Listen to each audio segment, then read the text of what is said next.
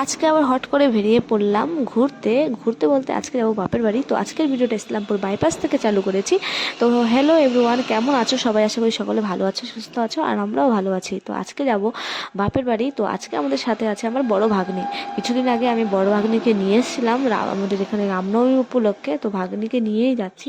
তো আমি ভিডিওটা কিছুদিন পরে আপলোড করেছি দেখেই, রামনবমীর আগে ছাড়া হয়নি। যাই হোক, তো দেখো পেছনে বসে আছে বড় ভাগ্নি, আর আমি এখন যাব একদম ডাইরেক্ট বাপের বাড়ি।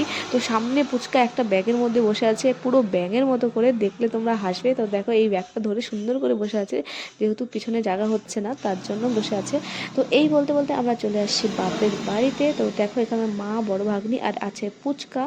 তো এখানে ওরা দাঁড়িয়ে আছে, যেহেতু এখনই আসলাম। ছেলা ভালো হয়েছে, খুব সুন্দর, খুব সুন্দর না? একদম একদম কচি। হ্যাঁ বিবেক, কুমড়া মাথায় নাও, মাথায় নাও।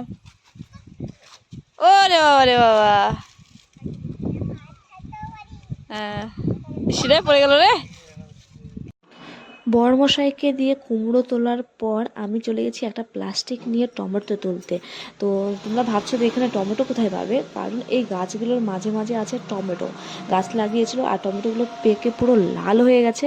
তো আমি এখন বেছে বেছে ভালো ভালো যেগুলো টমেটো আছে সেগুলো তুলবো, কারণ এই টমেটোগুলো আর তুলবে না, যেহেতু বাজারে টমেটোর দাম খুবই কম, তার জন্য আর তুলবে না। তো আমি এখানে নিয়ে চলে যাব বাড়িতে খাওয়ার জন্য। আর গাছ ভর্তি টমেটো, একটা টমেটোও তুলছে না। তো আমি নিয়ে যাব আশেপাশে একে ওকে দিয়ে খাবো। তো টমেটো সাইজগুলো অনেক বড় ছিল, দেখলে বুঝতে পারবে। টমেটো তুলছি, দেখো টমেটো একদম সব লাল লাল হয়েছে, একটা টমেটো উঠায় না।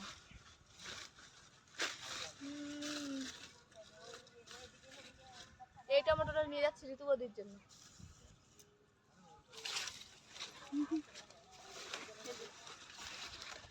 দেখ কত টমেটো নিয়ে কাছে নিয়ে দেখো টমেটো, এগুলো সব এইভাবে রেখে দিছে, এগুলো উঠাবে না। আর না বলো, খাওয়ার লোক নেই আর আমরা পাই না খেতে।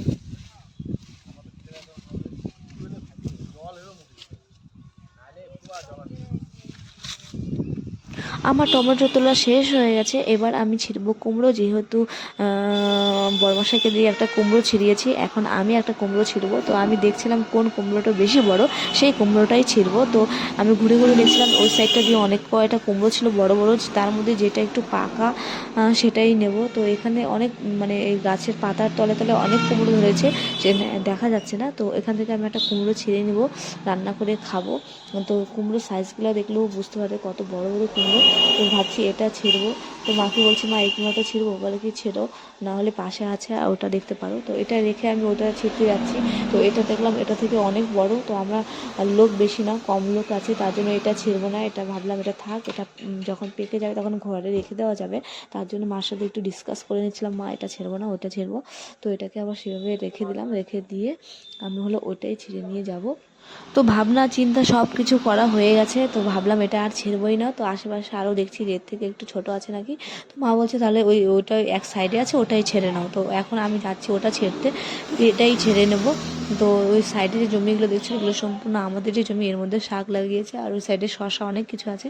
আমার গ্রামের বাড়িতে জমি অনেক জায়গা জমি আছে, এভাবে অনেক ফসল, প্রচুর ফসল চাষ করে আমার বাবা। তো মাঝে মাঝে যাই সবজি টবজি নিয়ে আসি। দেখো কুমড়োর সাইজটা অনেকটাই বড়। তো এই টোটাল 3টে কুমড়ো ছিঁড়েছি, 3টে কুমড়ো নিয়ে বাড়ি যাব। তো এর মধ্যে আমরা বাড়ি রওনা হয়ে গেছি, এখন ডাইরেক্ট বাড়ি চলে যাব। তো আজকে ভিডিওটা কেমন লেগেছে আমাকে অবশ্যই কমেন্ট করে জানিও। সবাইকে টাটা, বাই বাই, ভালো থেকো সবাই, আর সাপোর্ট করো।